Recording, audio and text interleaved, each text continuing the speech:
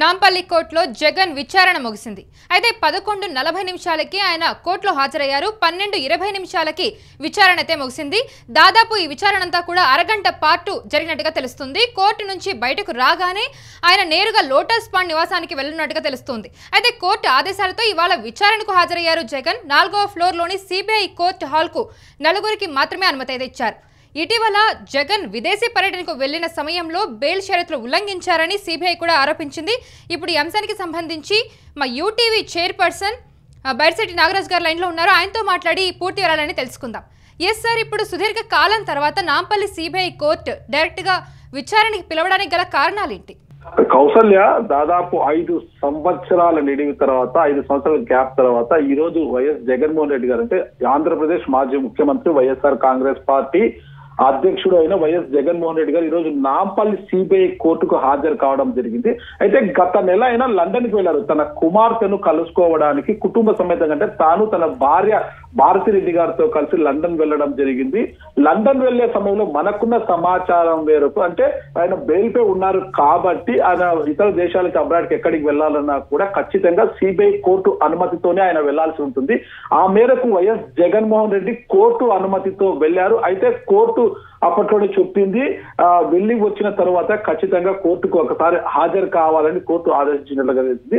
అయితే ఆ మేరకు కోర్టు అనుమతుల మేరకే జగన్మోహన్ రెడ్డి గారు ఢిల్లీ వెళ్ళినారని తెలిసింది. అయితే సిబిఐ మాత్రము విదేశీ పర్యటనలో భాగంగా జగన్మోహన్ రెడ్డి బెయిల్ నిబంధనలను ఉల్లంఘించారనేసి కూడా సిబిఐ నాంపల్లి కోర్టులో కూడా ఒక పిటిషన్ దాఖలు చేయడం జరిగింది. ఈ మేరకు నాంపల్లి సిబిఐ కోర్టు కూడా జగన్మోహన్ రెడ్డిని కోర్టుకు హాజరు కావాలని లండన్ నుంచి వచ్చిన వెంటనే హాజరు కావాలని చెప్పినప్పుడు ఇది జగన్మోహన్ రెడ్డి వర్చువల్ గా హాజరవుతారని, అయితే తను నేరుగా హాజరు కావాలి హైదరాబాద్ అంటే సెక్యూరిటీ రీజన్స్ అన్ని కూడా సెక్యూరిటీ ప్రాబ్లమ్స్ ఉంటాయి, కొంత ద్వారా తను వర్చువల్ గా హాజరవుతానని చెప్పడంతో కాదు ఖచ్చితంగా నేరుగా హాజరు కావాల్సిందేనని సిబిఐ కోర్టు ఆదేశించడంతో సిబిఐ కోర్టు ఇచ్చిన ఆదేశాల ప్రకారం ఈ రోజు ఉదయం హైదరాబాద్ చేరుకున్న వైఎస్ జగన్మోహన్ రెడ్డి సరిగ్గా 11:40 నాంపల్లిలోని సిబిఐ కోర్టు 4వ ఫ్లోర్ లో ఉన్న సిబిఐ కోర్టులో హాజరు కావడం జరిగింది. 11:40 నుంచి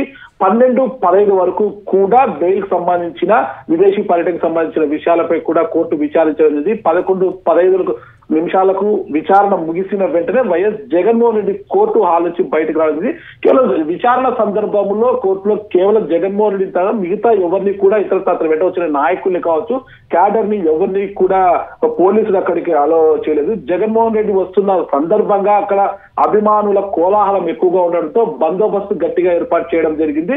జగన్మోహన్ రెడ్డి కోర్టు విచారణ అనంతరం దాదాపు అరగంట పాటు కోర్టులో విచారణ జరిగింది. 11:40 నుంచి 12:15 వరకు విచారణ జరిగింది. విచారణ అనంతరం బయటకు వచ్చినట్టే పెద్ద ఎత్తున కార్యకర్తలంతా కూడా జై జై జగన్ సీఎం అంటూ కూడా నినాదాలు చేయండి. అక్కడే కొంతమంది అభిమానులు కూడా YS Jaganmohan Reddy and KTR BRS working president గా ఉన్న కేటీఆర్ ఇద్దరు చిత్రపటాలతో కూడుకున్న ఒక ఫ్లెక్సీని కూడా అక్కడ చూపించింది. అందులో ఒక ఇది కూడా ఉంది, ఒక డైలాగ్ కూడా. అంటే మనం మహేష్ బాబు హీరోగా నటించిన సినిమా ఒకటి మనం గుర్తు చేసుకోవచ్చు. ఈ సందర్భంగా బిజినెస్ మ్యాన్ లో ఒక ఇంటి పత్రాలకు సంబంధించి మహేష్ బాబు చెప్పే డైలాగ్ ఉంటుంది. అదే ఇక్కడ కూడా దాంట్లో రాశారు ఆ ఫ్లెక్స్ లో 10 दिन के बाद మిలింగే జెండా పాతేంగే అనే ఒక డైలాగ్ ను కూడా దాంట్లో పొందుపరచడం జరిగింది. అది పెద్ద హైలైట్ గా కూడా నిలిచిందంటే కేటీఆర్ ను ఒకవైపు జగన్మోహన్ రెడ్డిని కూడా ఒకవైపు ఆ ఫ్లెక్సీలో చూపించడం జరిగింది. అంటే ఆ ఇద్దరిని కూడా వాళ్ళ నాయకులుగా ఊహిస్తూ వాళ్ళు భావిస్తూ కూడా ఆ స్లోగన్ ఆ డైలాగ్ ను కూడా చూపించడం కూడా అక్కడ ఇది. అంటే జగన్మోహన్ రెడ్డి కోర్టు ఆల్సి బయటికి వచ్చి అక్కడి నుంచి లోటస్ పాండ్ వెళ్లేంత వరకు కూడా అభిమానులు పెద్ద ఎత్తున అతను వెంట వస్తూ జై జై జగన్ అంటూ సీఎం అంటూ పెద్ద పెట్టు నినాదాలు కూడా చేయడం.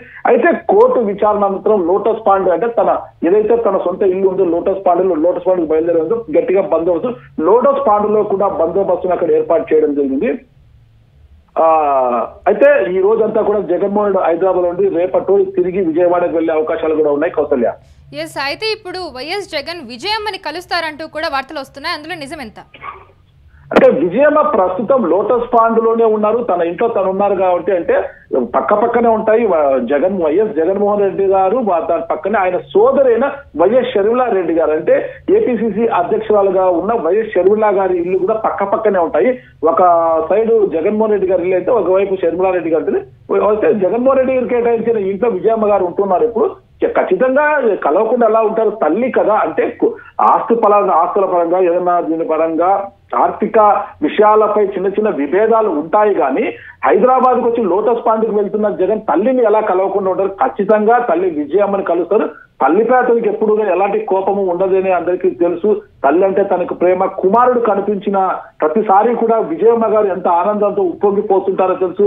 ఆమె ఎప్పుడు కూడా జగన్మోహన్ రెడ్డిని దగ్గర తీసుకుని ఆలింగనం చేసుకోవడం, నుదుటిపై ముద్దు పెట్టడము, కొడుకుని ప్రేమగా దగ్గర తీసుకోవడం చూసి అన్నా చెల్లెల మధ్య ఎలా వివాదం ఉన్నప్పటికీ కూడా తల్లికి ఇద్దరు కావాల్సింది కదా. ఒకవైపు కుమారుడు, ఒకవైపు తల్లి, ఇద్దరిని ఒకటేలా ప్రేమిస్తుంటారు. తల్లి కదా, కడుపాత్రం ఉంటుంది. ఖచ్చితంగా జగన్మోహన్ రెడ్డి గారు తన తల్లి విజయమ్మని ఖచ్చితంగా కలుసుకుంటారు. కలిసిన తర్వాత అంటే ఎలాంటి విషయాన్ని చర్చించే అవకాశం ఉంది సార్?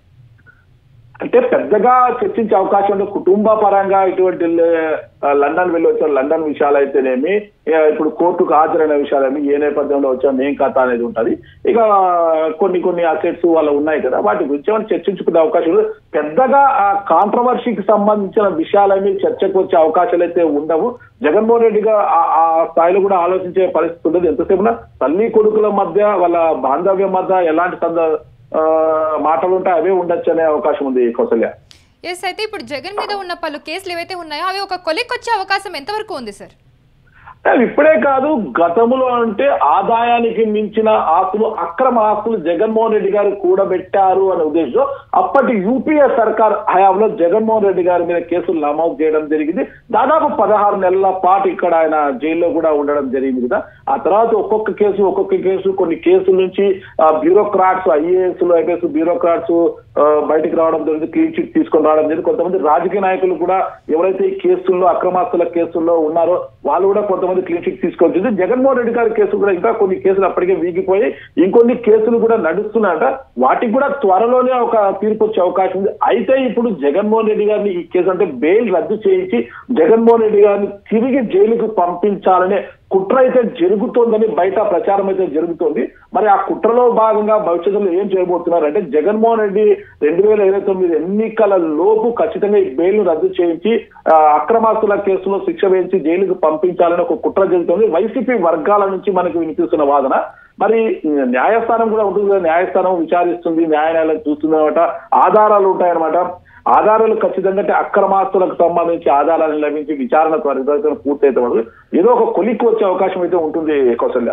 ఎస్, అయితే టీడీపీ నేతలేమో ఖచ్చితంగా వైఎస్ జగన్మోహన్ రెడ్డికి ఖచ్చితంగా శిక్ష పడుతుందని వాళ్ళైతే అంటున్నారు. ఒకవైపు ఏమో వైసీపీ నేతలు, వైసీపీ నాయకులేమో లేదు ఇదంతా కూడా అక్రమ కేసులు పెట్టి కావాలని ఇలా ఇరికిస్తున్నారంటూ కూడా వాళ్ళ వాదన వినిపిస్తుంది. ఈ కేసులన్నీ నిలబడమంటూ కూడా వైసీపీ నేతలు చెప్పడం మనం చూస్తూనే ఉన్నాం. సో ఈ రెండిట్లో నిజమేంత సార్? కౌసల్య, ఇక్కడ అధికార టీడీపీ అంటే అధికార కూటమిలో మనకు ఒకటి టీడీపీకి ఎవరు ప్రత్యర్థి? జగన్మోహన్ రెడ్డి. వాళ్ళు ఏం కోరుకుంటారు? ఖచ్చితంగా జగన్మోహన్ రెడ్డి తప్పు చేశాడు, ఈ కేసులో ఆయన శిక్ష పడుతుందని వాళ్ళు అంటారు. వీళ్ళ నమ్మకం. మరి వైసీపీ ఏమంటుంది? తమ నాయకుడు సచ్చీలుడు, కడిగిన ముత్యంలో బయటికి వస్తాడు, తమ నాయకుడు ఎలాంటి తప్పు చేయలేదు వీళ్ళు భావిస్తారు. కానీ ఆ టీడీపీ కోరుకున్నట్లుగానో వైసీపీ కోరుకున్నట్లుగానో ఇక్కడ కేసు విచారణ ఉండదు. కోర్టుకు ఒకసారి వెళ్ళిన తర్వాత ఆధారాలు ఉంటాయి, వాస్తవాలు ఉంటాయి, ఏం జరిగింది, కోర్టు ఆధారాలను పరిగణలోకి తీసుకుని ఆధారాలను పరిశీలించిన అనంతరమే ఒక తీర్పు అనేది ఉంటుంది. అంటే ఒకరు వెళ్ళిన తర్వాత ప్రత్యర్థి గురించి ఏం కోరుకుంటారు? ఖచ్చితంగా తనకు శిక్ష పడుతుందని అంటారు వాళ్ళు. వీళ్ళేమంటారు? మాకు ఎలాంటి పాపం మాకు తెలియదు, మేము సచివులమే, మా నాయకుడు బయటకు వస్తాడని వీళ్ళు. ఎవరి ఆశాభావం ఎలా ఉన్నా కోర్టు పద్ధతిలోకి వెళ్ళినప్పుడు ఒక కేసు అనేది ఆధారాలు అనేది చాలా ముఖ్యం. అంటే అప్పట్లో ఉన్న సిబిఐ అధికారులు కోర్టుకి వీటికి సంబంధించి అక్రమాస్తుల కేసులకు సంబంధించి ఎలాంటి ఆధారాలు సబ్మిట్ చేశారు, అసలు ఛార్జ్ షీట్ ఏముంది, ఛార్జ్ షీట్ కి సంబంధంగా ఆధారాలన్నీ కూడా వాళ్ళు కోర్టుకు సమర్పించారా, వాటి ఆధారాలు బేరీజ్ చేసుకొని కోర్టు విచారించిన తర్వాత తదుపరి తీర్పు చెప్పే అవకాశం ఉంటుంది. ముందే కోసిన కోయిలు అన్నట్టుగా ఎవరికి వారు జగన్ కి శిక్ష పడుతుందని వాళ్ళు జగన్ శిక్ష పడదని వీళ్ళు అనుకుంటే ఇంకా కోర్టులు ఎందుకు, కోర్టు తీర్పులు ఎందుకు, ఇంకా కోర్టులోకి వెళ్ళింది కదా, కోర్టులో కేసు నడుస్తున్నప్పుడు విచారణ జరుగుతోంది, ఆధారాలు ఎన్ని ఉంటాయి, సాక్షులు ఉంటారు, అసలు మొత్తం విచారించిన తర్వాతనే ఎవరిది వాస్తవం ఎవరిది అవాస్తవం అని తెలుస్తుంది. మొత్తం కోర్టును మనం నమ్మాలి ఇక్కడ. ఎస్ సార్, అయితే ఇప్పుడు రాజకీయ పరంగా వైఎస్ జగన్మోహన్ రెడ్డి ఏ విధంగా ముందుకెళ్లే అవకాశం కనిపిస్తుంది అంటే ఆయన ఎలాంటి వ్యూహంతో ముందుకెళ్తున్నారు? ఇప్పుడు జగన్మోహన్ రెడ్డి లక్ష్యం అంతా కూడా తిరిగి అధికారంలోకి రావాలి, ప్రజల్లో ఉండాలి అని ఆయన కోరుకుంటున్నారు. ఈ కేసుల గురించి ఆయన ఈ రోజు ఆలోచించడం లేదు. కేసులలో ఉన్నప్పుడే కూడా ఆయన ఓదార్పు యాత్రలు చేశారు, ఆయన పాదయాత్ర కూడా చేశారు. 2019 ఎన్నికలకు ముందు ఆయన పాదయాత్ర కూడా చేయడం జరిగింది. కేసులు అటువైపు ఒకవైపు ఉన్నా, ఒకవైపు మాత్రం తిరిగి ఆయన ప్రజల్లో ఉండాలి, అధికారంలోకి రావాలనేది మళ్ళా ప్రజల్ని ఎలా తన హక్కు ప్రజల్లో హాజరు ఉంది. ఇప్పుడు మనం చూసాం, ఇది హైదరాబాద్, తెలంగాణ రాష్ట్రంలో సైతం వైఎస్ జగన్మోహన్ రెడ్డి గారు నాంపల్లి సిబిఐ కోర్టుకు వచ్చిన నేపథ్యంలో ఏ స్థాయిలో ఆయన అభిమానులు కార్యకర్తలు అక్కడికి గుమ్మిగూడారు, ఏ స్థాయిలో పెద్ద పెట్టుకున్న సీఎం అంటూ నినాదాలు చేశారనేది చూస్తే జగన్ కి ఖచ్చితంగా ప్రజల్లో ఇంకా ఆదరణ ఉంది అని మనకు అర్థమవుతుంది. అయితే ఏపీ ప్రజల్లో కూడా అంటే జగన్మోహన్ రెడ్డి గారు ఇప్పుడు ఎప్పుడు బయటికి వచ్చినా కూడా పెద్ద ఎత్తున ప్రజలైతే వస్తున్నారు. అయితే అంత ఆదరణ ఉన్నప్పటికీ ఎన్నికల్లో 11 స్థానాలకి ఎందుకు పరిమితం అయిపోయారు అన్నది కూడా ఒక ప్రశ్నార్థకంగా నిలుస్తున్న ఇది మనకు. మరి ఇంత ఆదరణ ఉంది, ఈ ఆదరణ అంతా ఓట్లూపంగా ఉంటే ఖచ్చితంగా జగన్మోహన్ రెడ్డి అధికారంలోకి రాకపోయినప్పటికీ కూడా ఒక సముచిత ఒక ప్రతిపక్ష హోదా అయినా వచ్చేది కదా అనేది చాలా మందికి ప్రశ్నలన్నీ కూడా వాళ్ళ మధ్యలో ఉత్పన్నం అవుతున్నాయి అనమాట.